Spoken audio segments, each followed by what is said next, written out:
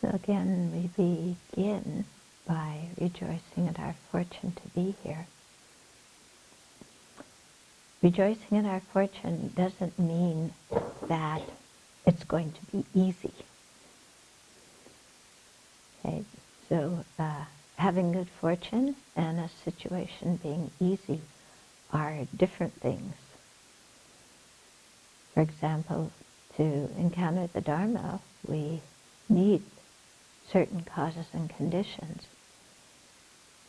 So we have a lot of good fortune in that we've accumulated those. But when we meet the Dharma, actually immersing ourselves in it and learning it and practicing it is not necessarily easy because it presses all of our buttons. And when our buttons are pressed, all of our alarms go off.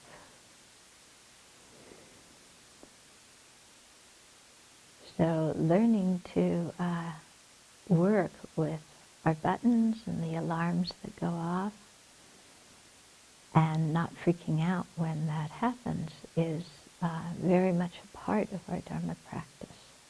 It's very much a part of having a healthy life, actually, because if we go nuts every time our buttons are pushed, we can have a really hard time in our lives.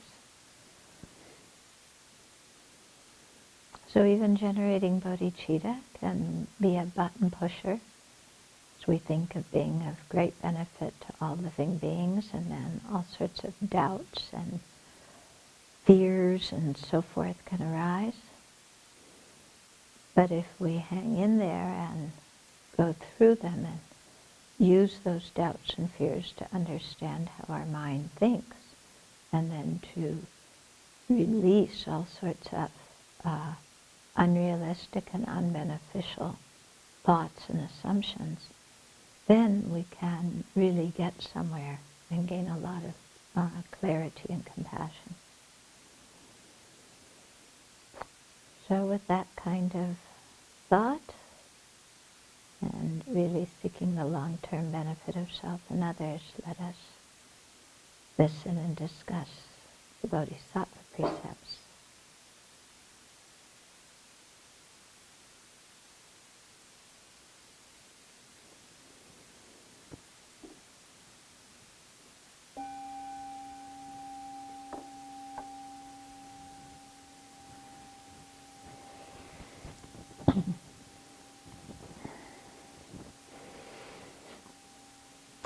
So I often tell people if what I say just goes down real easily, then I haven't been very successful. Yeah, because the Dharma does push our buttons, and why does it push our buttons? Because our mind is filled with delusions and afflictions, and the Dharma is the opposite of the delusions and the afflictions. But when we're attached to our own preconceptions and assumptions, then anything or anybody that contradicts them we don't like. If we're attached to ice cream and somebody says, but it is high in fat and gives you bad cholesterol, we don't like hearing that. And even if we know it's true, we will find all sorts of reasons to tell that person that what they're saying is wrong. So the same happens in the Dharma. We love our attachments. We even love our resentment. It's part of us. It's who I am. If I give it up, I won't know who I am. We're so used to being jealous or arrogant or full of doubt or full of fear, that if something is presented as an antidote to that, one part of our mind is interested, but another part of our mind goes, I don't know. This is brainwashing, this is, we come up with all sorts of reasons why the Dharma is wrong or not good for you or something like that. Yeah. Remember years ago somebody told me, my family told me I was getting brainwashed. And then we started talking, and we both agreed, well, actually, our brains need some washing. This is good, you know? Yes, I need some brainwashing. I need to get rid of my anger and resentment. This is good. Okay? But it's very natural for there to be resistance to come up. So even when we're going through the Bodhisattva vows, and we're talking about this one of when somebody asks for help, helping them. And some of these situations we may just get the heebie-jeebies about. It's like, I don't want to help these people. Why should I help them? Blah, blah, blah, blah, And so this is so natural that our minds react in this way. And when our minds do, this means that the Dharma is having an effect. It means we're taking what we're listening to seriously. Yeah. And the self-centered mind is throwing a conniption fit. Mm-hmm. So it's natural. If self-centered mind said, oh yes, emptiness sounds so reasonable. Oh yes, compassion is good and self-centeredness is bad. I accept that. Do you think self-centeredness is really going to do that? Yeah, no, it's not. It's going to, and it's very sneaky the way it comes up and makes all of its stories and weaves its webs about how, Dharma, the Buddha didn't really understand things right and didn't know what he was talking about, and so on and so forth. It's true, isn't it?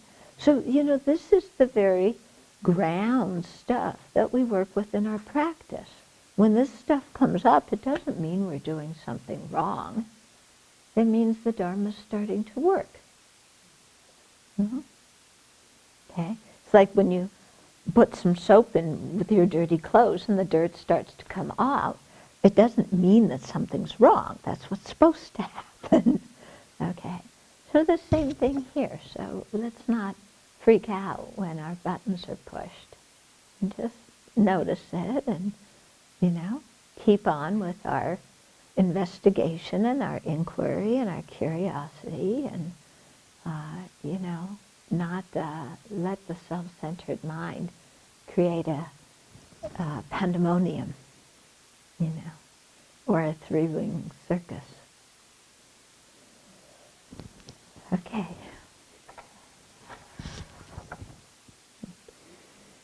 That would be a great skit, wouldn't it? If we all, to show how, because we know each other very well living together, don't we? So we all have our own three-ring circuses. Yeah, that we kind of dream up, and we stay in one ring for a while and then go to another one and sometimes have all three going at once. And, but wouldn't that make a great skit? Yeah? To do our own personal three-ring circuses?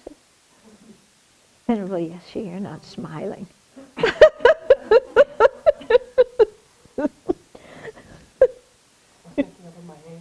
Oh, well, that's a good ring in a circus. Yeah.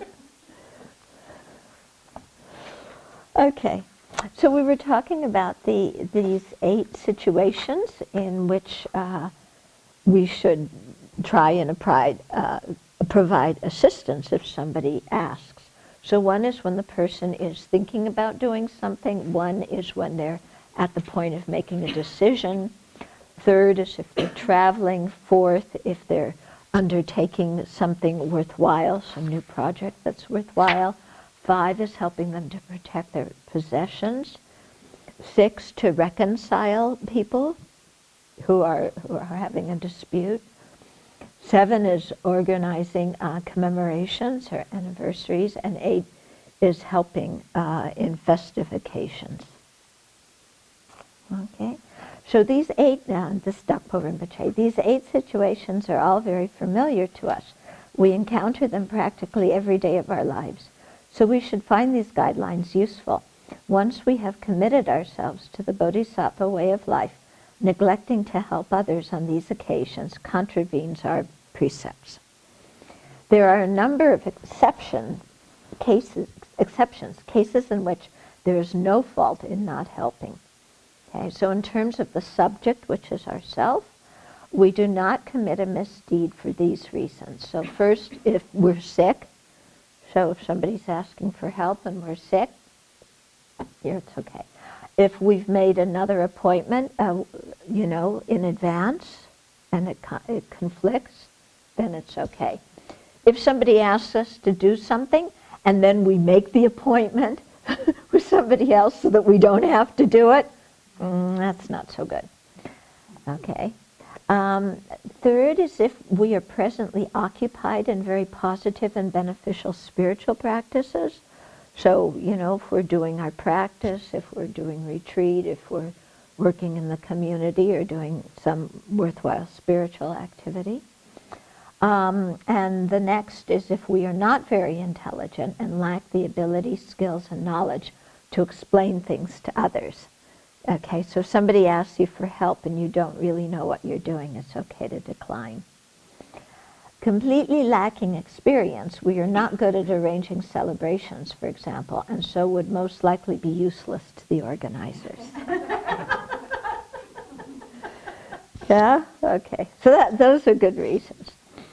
Okay. One exception concerns the nature of activity, and that is if the activity is harmful and contrary to the Dharma, we should not do it. Okay, so if somebody is asking you to organize a party to celebrate the origination of the Ku Klux Klan, you can decline. Okay?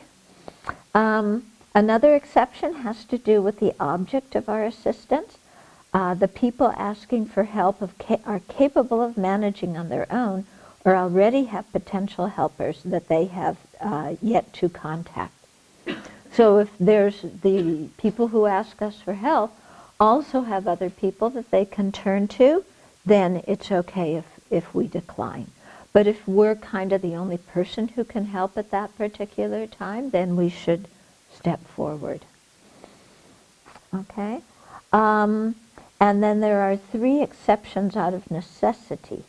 So first, for their spiritual development, it is better than that the potential beneficiaries do not receive assistance, for in the end it serves to reduce their incorrect attitudes or stimulate their good qualities.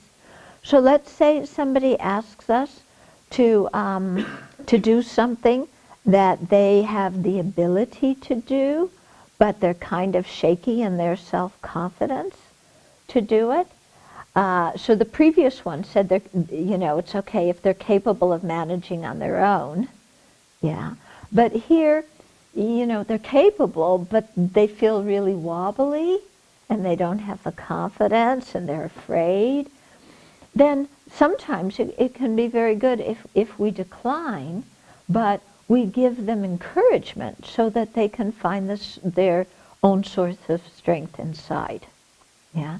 But if every time somebody needs something, we feel, I've got to rescue them, then we never give other people a chance to grow up. So sometimes it's very good to step back and let somebody learn from their own experience. The other one is to avoid upsetting or irritating many people and giving them reason to criticize or reprove us. So if helping somebody would really disturb a great number of people, then, it's okay to decline. I'll tell you the other one, then I'll bring something up. And then the last one is it is to respect monastic rules. So, if helping somebody is going to contradict your or their monastic rules, then it's okay to decline. Okay, now, somebody told me yesterday that, I knew from before that Gonzaga has asked Bishop Tutu to come and speak at their commemoration ceremony, which is really fantastic, and he accepted. And then somebody told me yesterday that there's some right-wing Catholic organization that is putting pressure on Gonzaga to cancel their invitation because Bishop Tutu seems to be okay with gays in the clergy and abortion and some of these more controversial issues. Okay, Now, let's say you've been asked to help organize Bishop Tutu's visit. And you know if he visits, it's going to upset all these different people. Okay. So what are you going to do? Are you going to help or not help? Well, Help? Why? the right thing to do. Why is it the right thing to do? Because that group of people may be upset, but I think the majority of people are going to stand up and say, okay, this is a system. Yeah. Okay, so some people may be upset, but you know, you're doing what is beneficial in the long term for more people. And if his visit is canceled, a lot of other people are going to be upset. Yeah. So let's have a little bit of discussion. Can you think of things in your life where you've been asked to help and you've been wondering whether you should engage or not engage, or times when you turn people down and have some doubt if you did the right thing? Yeah? Let's hear. Well, I was working in anti-racism campaign in Portland, Oregon. Some skinheads had come to town, and they actually had murdered a black man in Portland. And then we were doing these workshops in processing those people and looking at how to challenge prejudice. And then there was this young group of skinheads called Skinheads Against Racial Prejudice. They called themselves SHARP. And they were dressed just like skinheads with tattoos and face tats, and they were white kids. But they were fighting, literally sometimes physically, with the racist skinheads. And they called and wanted some help, like to organize themselves and stuff. And I stayed out of it because it just seemed very messy. I talked to the guy on the phone for a while to kind of figure them out, but I just couldn't. I think I didn't know if I had any skills to do it, and it was very strange the way they were proceeding. Mm-hmm. But they were anti-racist. They were against, racism. Mm-hmm. It was very complicated and confusing. And so you had some doubt if you made the right decision or not? Yeah, either way, like maybe I could have helped them and got other help for them. But I just felt like, mostly because I heard about the violence from the people said they weren't violent, and others said they were violent. Yeah. Well, so that's actually a good thing if you're trying to do some social, a good example, you're trying to do some social activism. And you want to help one group, but then you hear that they're violent or that they're discriminatory, but then other people say something different, so you're getting very contradictory information about different people. Then that seems to me like it would be a pretty good reason not to get involved if somebody asks you for help. Yeah, if it's very unclear, because that would fall into the category if you're not sure if what they're doing is beneficial or not. Right. And there were clear beneficial things to do with other groups. Yeah. On the same issue. Mm-hmm. So it's like, well, this may not be, don't need to Get involved over but I there. still always felt it. Yeah. Okay. Uh-huh. We were talking about category. I never resolved it, but I was on the board of the North Idaho AIDS Coalition, and their principal fundraising event for the wine tasting every year. And so I had a responsibility. I mean, so we did good work on the board. We did some fundraising, but I had a responsibility really, and I needed help for somebody to be involved with the wine tasting.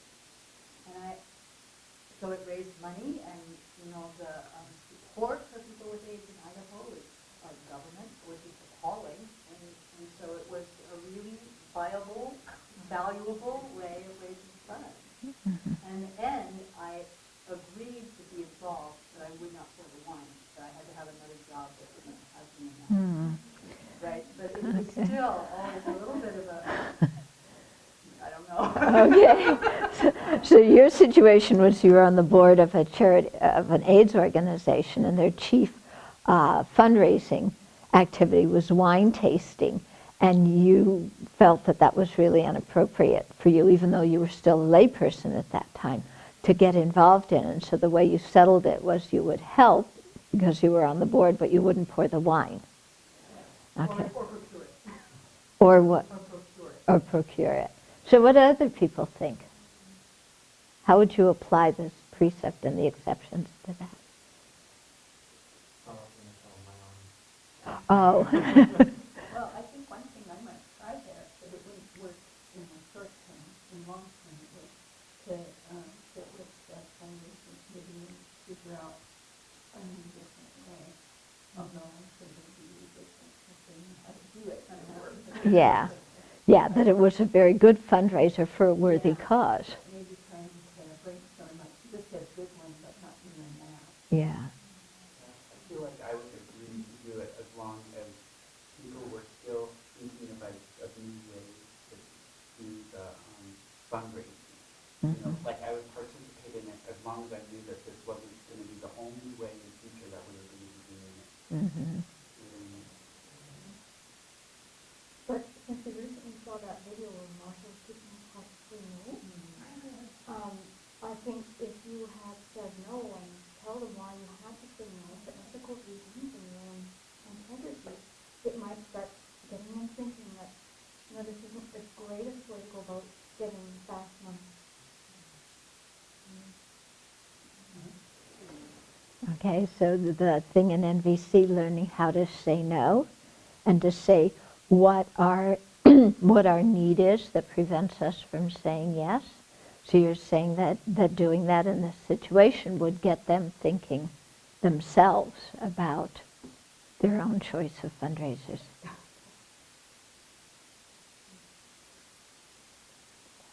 And your story? This came up a lot for me when I was overseeing judicial cases with the disciplinary cases with the college, because we were always trying to balance the environment of the school and the student's rights to learn versus the behavior of another student who was disrupting that learning environment, but also was often sincere about wanting to go through college and having to weigh out I always had to look and ask if I trusted the person, and it was very difficult to weigh the two sides, because it's sort of like I was in a position of trying to help both quote-unquote sides. Mm-hmm. So, yeah, those cases sort of challenges, because I never really knew, and I had doubts about some of the decisions I made. Sometimes suspending students, and whether that would send that person just continue down that path of sort of self-destructive behavior, or whether it would actually wake them up. And sometimes there was just no way to tell. It was a very tough situation. Mm-hmm. Okay, so working on judiciary things in a college environment, and do you take disciplinary actions against a student who's interfering with other students? To what extent do they have to be behaving in an improper way before you take action? And then what kind of action do you take, and will that action, like suspending somebody, like just make them quit college and never go back and start drinking, or will it wake them up and make them realize that they have to change? And you don't know. It's hard. Mm-hmm. Give some kind of vague terms because it's going to be released. I once belonged to a Dharma center, and their way, it's a similar story, where their way of fundraising big amounts of money was taking part in casinos. And so I didn't know that casinos is also drinking and smoking. So I was very enthusiastic, and I knew that they really wanted to get money to build a center. And so I volunteered a course, and I had this experience of being there for hours on a school night and getting home at 2 a.m. and seeing everything that took place. And it brought in huge amount of money. So the next time the opportunity came up, I just said that I couldn't because of my teaching schedule. And I didn't really disclose all the reasons that I couldn't possibly have those two things going at the same time. I could, and that experience raising me for Dharma. Yeah. Okay, so your situation was a Dharma center raising money by having casino gambling, and you volunteered because you thought it was a good way to raise money, and it was. It raised a lot of money, but after that experience, when they asked you to help the next time, you said it was on a school night and you couldn't go. Using NVC, what would you do now? What do I do now? I would say the reason why I can't say yes to volunteer for this opportunity is because I feel that gambling harms the individual and family, and that we're supporting people's addictions, and I think that is not beneficial for Dharma practitioners to support addictive behavior. Mm-hmm. Okay, so you'd say, that you don't feel comfortable at doing it, yeah, because it harms other living beings, and that seems contradictory to what a Dharma center is all about. Would you have enough courage to say it? Would I know? Yes. Yeah.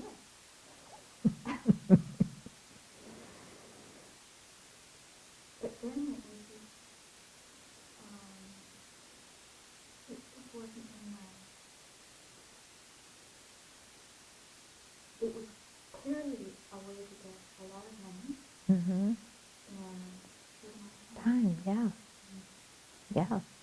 So this is the kind of thing, it's a good way to make money in a short amount of time. A Dharma center is a good activity.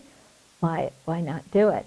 But this is the kind of unclarity that Venerable Tarpa was talking about at lunch, when our minds are unclear and we can't discriminate what is beneficial and what's not beneficial. Yeah. And so often at the beginning of our Dharma practice, we're like that. And even later on, the short-term purpose of getting a lot of money seemed to outweigh any kind of moral qualm we may have about it.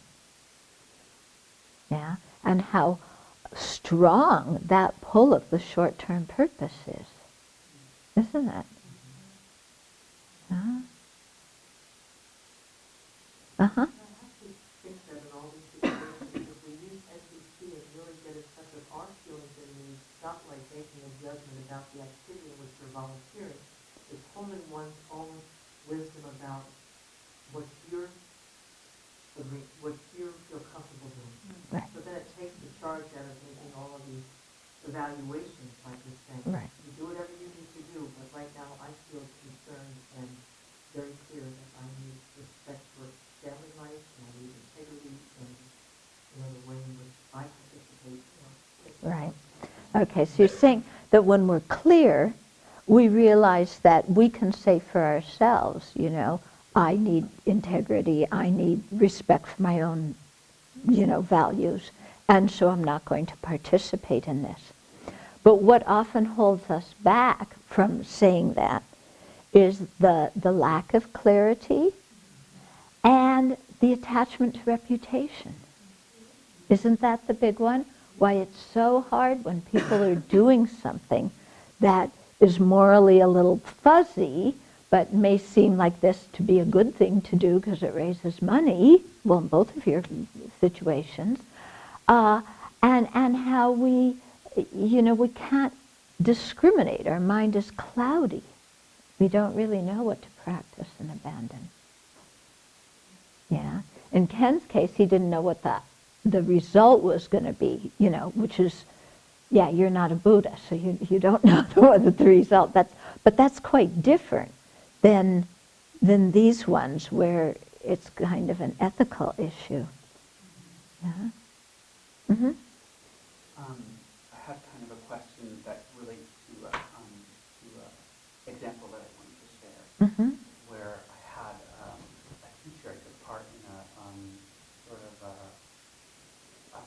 science class, a biology class that was about understanding ecosystems in Portland.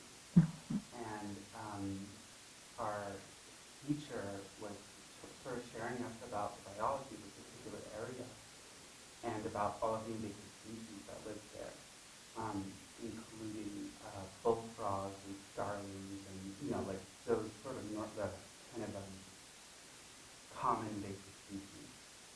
And she said, this class had a lot of field work. Almost every day we were going out to this particular site.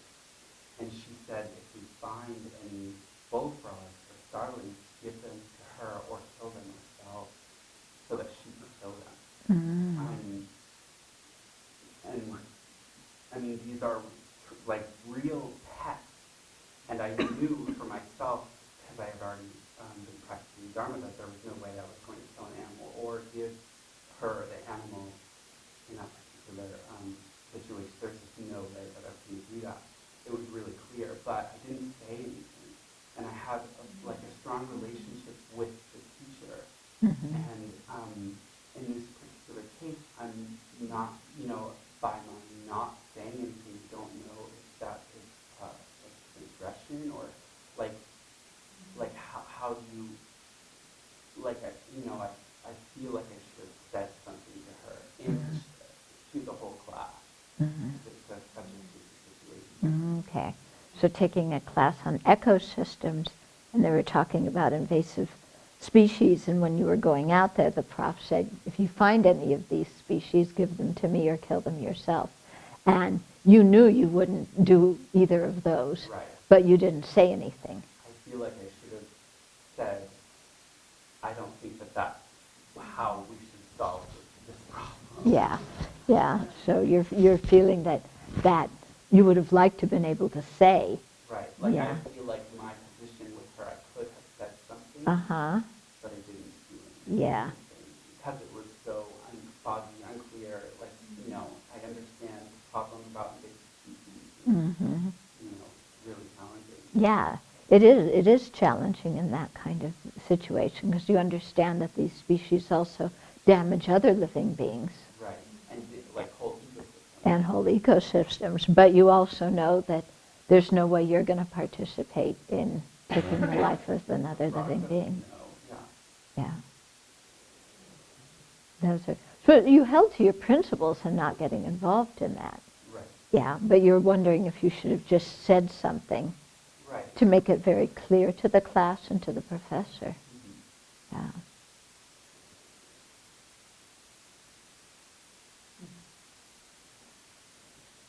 Uh-huh. It didn't affect a large group of people, but when I was doing my horticulture classes at Abbey Community College, I did insect identification. And one of the ways in which you get to pass the fail grade, you go out and you capture insects and you stick them to these boards and you identify them. I remember when you were, yeah. And I haven't been in the Dharma that long, but I have this love of it anyway. So I actually, it was very clear. This is where I appreciated the Dharma at that time, is that I knew that killing was not an option.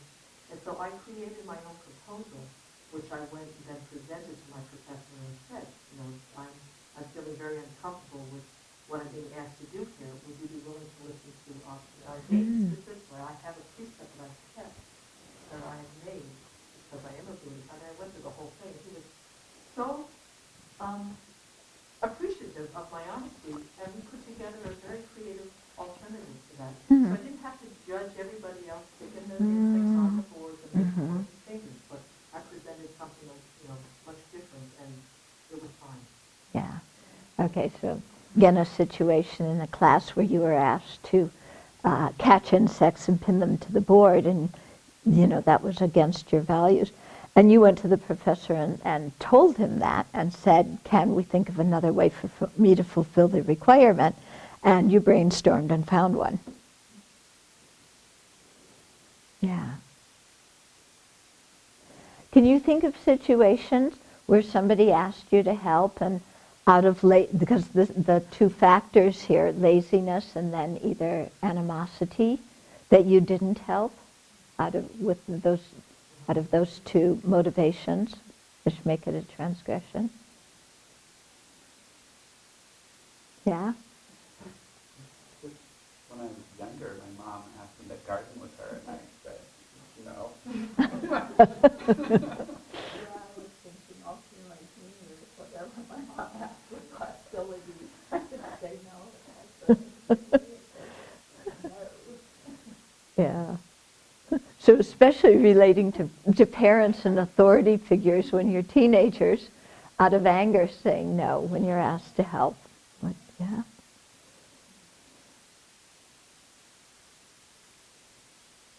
How about out of laziness? No, I know it's It's like describing a habit, right? Okay. I would describe it as a habit, not an incident. Okay. Okay. So this sounds is more a habit than a particular incident. Yeah. I'm sure there were occasions where someone told me they were moving. And you didn't help. Yeah, same thing. Somebody's moving and you don't help. We'll go at the very end. Yeah. Oh, show up at the last 45 minutes. Yeah.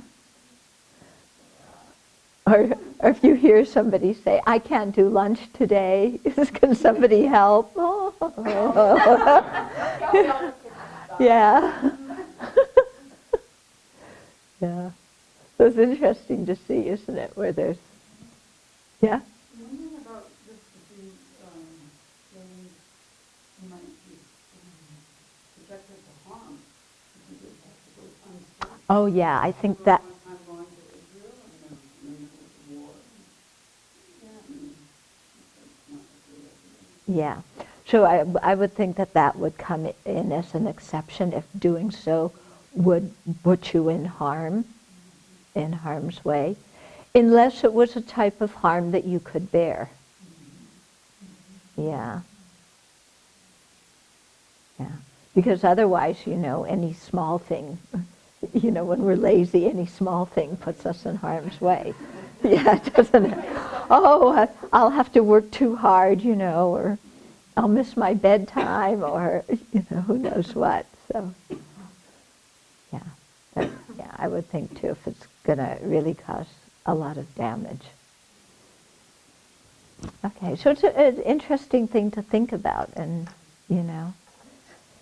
and yeah, look at this habit. Yeah, but it also raises the question for me that someone who maybe says yes more often than I ought to some things, this is a difficult place for me to still discern what's laziness and not doing it, and what's trying to understand that anyway. Okay. Okay, so what about the issue of a people pleaser? Yeah. Who every time somebody asks for help doesn't want them to think bad and says yes, and then they overextend themselves so that the things that other people are relying on them to do don't get done because they're doing things that are less important, but they couldn't decline because they're afraid of people thinking badly about them. May not always. No, may not always, but sometimes. Sometimes, yes. Yeah. And so your question then is how to gain the clarity about when to say yes and when to say no. Yeah, especially in the context of this, kind of. Yeah, in this kind of precept. So what ideas do people have for what criteria somebody like this could use to evaluate whether to say yes or whether to say no when somebody asks them for help? Hmm? The answer is think about what makes more sense. Like now maybe there are more people who are more better able to help right now than myself because I have so many things on my list. Yeah, so to establish priorities about your own activities. Yeah. Clear understanding of what exactly is involved and what they're actually doing. Yeah. Know what you're committing to. Yeah, so having a clear understanding of what you're committing to, what is involved. Mm-hmm. I see myself often triggered by people that know their needs and express their needs And myself, I see that I have difficulty to be clear with my needs. Mm-hmm. So I will be more on the yes, yes. On the yes side, like her. Yeah. So what are other criteria that people like this can use? Yeah. One thing is what the need is. If it's, something that's really important, or like somebody's, ill, or something that needs attention, Mm-hmm. versus something that's just, all the things that are on the list. Right. We all do. Yeah, so to really evaluate how strong the need is, not only your personal priority, like she said, but in terms of how strong the different needs are, in terms of their importance or their urgency in terms of time and so on. Uh-huh. We just take a look at our motivation. Mm-hmm. Yeah, to look at our motivation, why we would say yes or why we would say no. And our capacity, it's our capacity area. It's like if I'm already looking at a full plate, then cat jumps out the window, I'm going to go help. But Mm-hmm. I'm not, if someone says, can you, edit another blood line, and say, not right now, till something moves off of here. Mm-hmm. So you're saying looking at your capacity in terms of time. If something urgent, you may extend yourself. If it's not urgent, you wouldn't. But also looking at our capacity in terms of our ability. And somebody may ask us to do something that we could help them with, but it would take us a really, really long time to do it, as opposed to if they found somebody else who had that skill and could help them. And we have other things that are more pressing that, for us to do.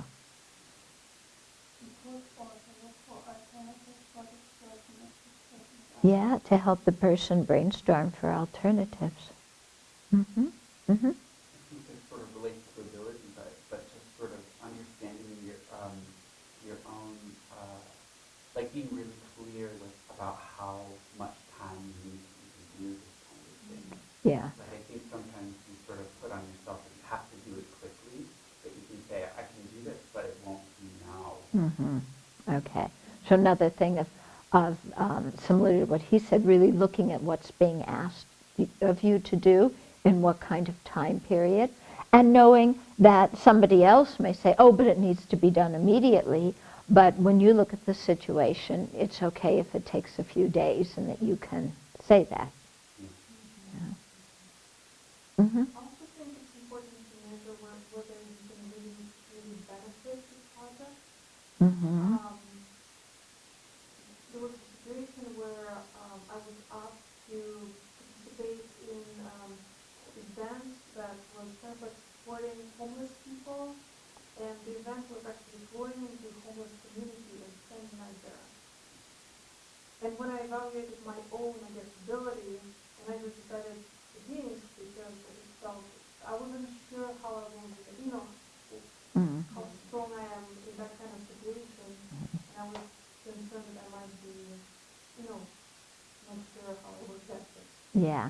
So you're saying if it's a situation where you doubt your own ability even to emotionally handle it. In other words, you're being asked to do something that is really a button pusher for you. And you're not quite sure whether you can take that step. So it's an interesting thing, because sometimes what we need is to kick ourselves in the pants and take that step. And other times what we need to do is say, I'd like to go in that direction, but I'm not ready yet. But then to at least take measures to go in that direction, yeah, instead of spinning our protective cocoon. Yeah. But it's hard when we're asked to do something that pushes our buttons. Yeah. Uh-huh. I was thinking a little bit about ABC and how they talk about when we ask somebody to do something, we get a request or a demand. Mm-hmm. And for me, sometimes if I hear it as a demand, I might do it because I get pulled into that. Mm-hmm. So I have to. Mm. So, Mm. So you're saying that sometimes we can't discriminate when somebody else is making a request or a demand and we get pulled into it being a demand. Or even if it is being a demand, we get pulled in feeling we have to, that we don't have any ability to state our own needs and concerns. Yeah. Okay. So you two feel like you have some criteria now? Yeah. Yeah. I mean, this is the kind of thing I think that that is quite difficult, and it really touches a lot of old patterns for us, you know, so it involves thinking about things quite deeply and changing some old patterns. So it's something that's done in each individual situation. And of course, in our meditation, we can go back and think of situations from the past and then use these criteria that we have now to evaluate decisions we made in the past, which gives us some practice in knowing how to evaluate similar situations if they come up in the future. But then, of course, we never really know until we do it and the situation's there. And so we always do what we can and then later go back and evaluate and see, you know, I had this criteria, did I remember that at the time, or did I simply go with my old habit? Mm-hmm. are these as just a specific ideas, but that the actual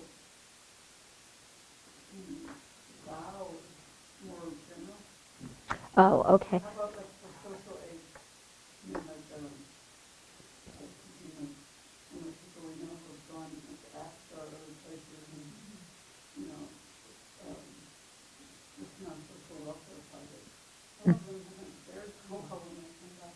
Mm-hmm. When I look at the list here, it's not really on any of those things unless, you know, showing how to take the way the exercise might be. Uh-huh. But it's still more, or even some of the kind of situations we run into in our family.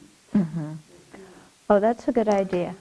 they Yeah. seem like they're not exactly part of this list, so I'm wondering if the vow is more broad Yeah. than maybe this is. Okay, so the question is, are these 8 the only things that would entail transgressing this precept, or is the precept broader? I would think the precept would be broader, but these 8 are specific things to point out to us to look at. But what you were saying is often, like in a family, we're asked to get involved with certain family affairs, and especially as monastics. Yeah, if we're involved, or even if you aren't a monastic, to be able to evaluate what to get involved in and what not. Okay, so here there's one about, you know, not if it interferes with keeping your monastic precepts, then you can decline. So there's a good reason for that.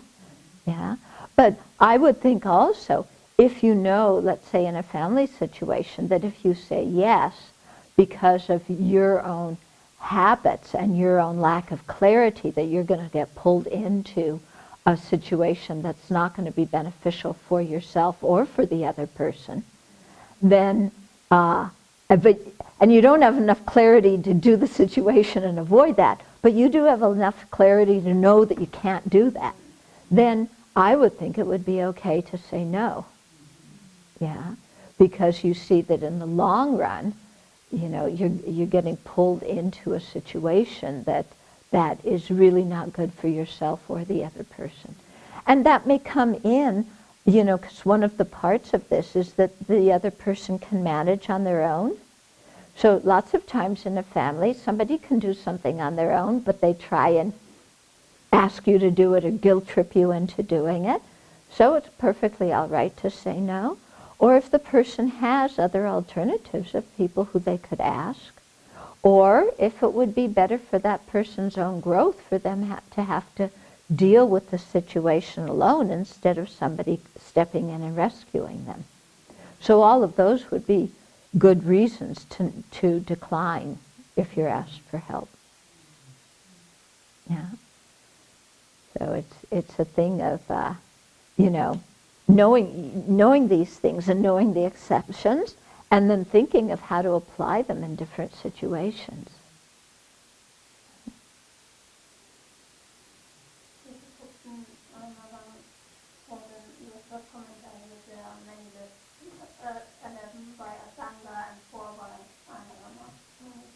Yeah. So many lists of people to help and... Yeah, many. Yeah. Yeah.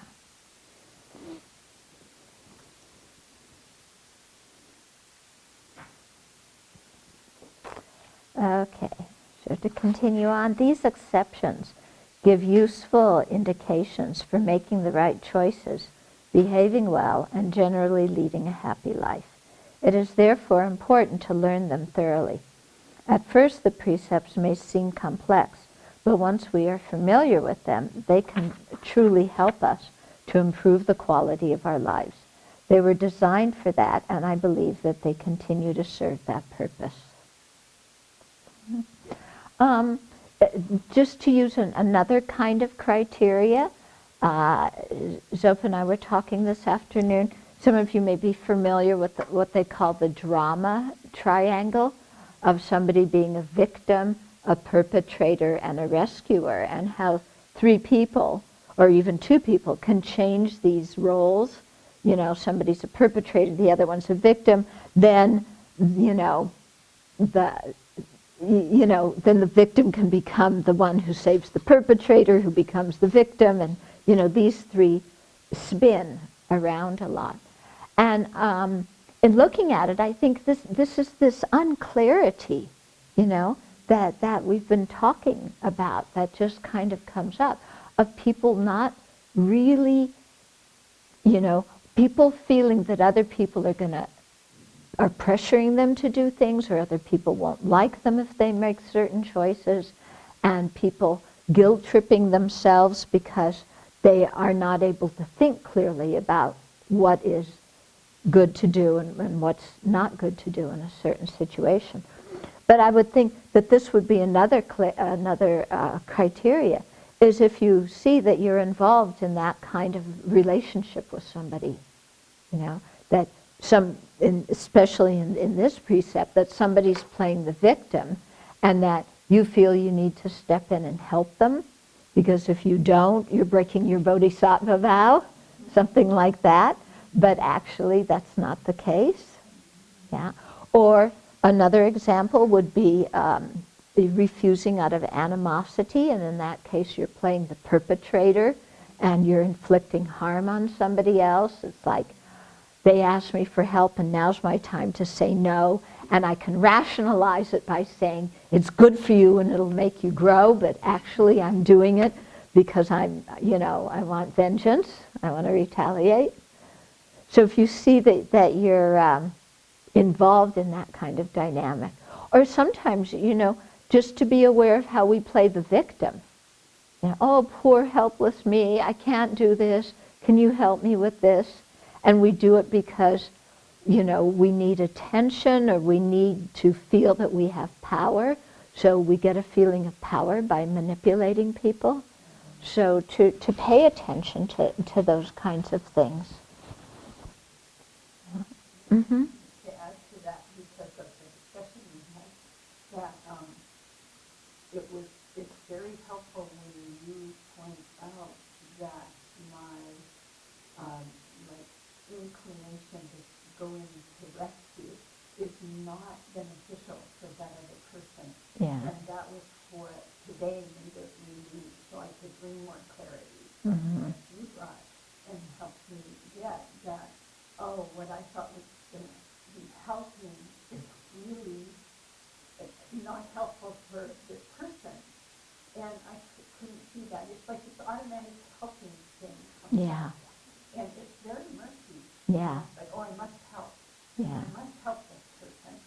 And what help is becomes murky. Right. That's so interesting. But then in short range, it's and maybe help.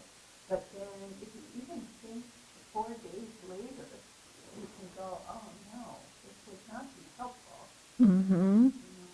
Right. And it does feel like a pull Yeah. from the other side, like, oh, I'm so helpless. Right.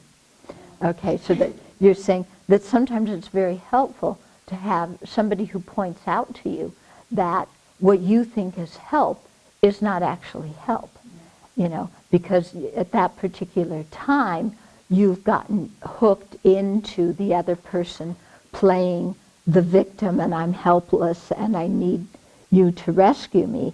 And then you feel, oh, I want to help and I want to be a good person and help. But you're not really clear about what's helpful and what's not. And so you say yes to something that really isn't going to help the other person or help the other people involved at all. Yeah? And so the process of developing some clarity to see, what is helpful and what isn't. Yeah? Because sometimes this tendency to want to rescue somebody who seems to have an immediate problem comes up without, thinking that, oh, but that person brought that problem on themselves in a situation that we had no knowledge of. And then also, in a way, to trust that that person has some wisdom to be able to resolve the problem that they created. Yeah? General something helped too because she said, well, they've kind of gotten this far on their own.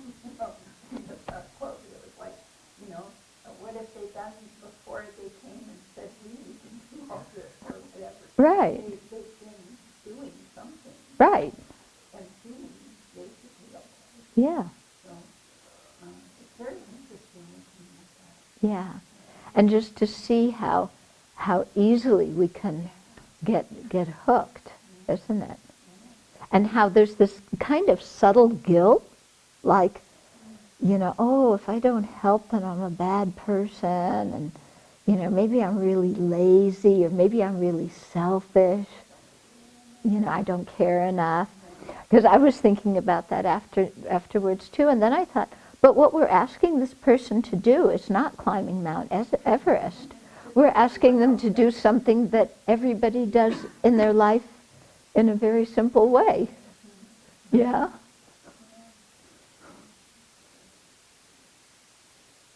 So. Oh, the session's over. Okay. But I feel this kind of discussion's quite helpful, in like really bringing it home.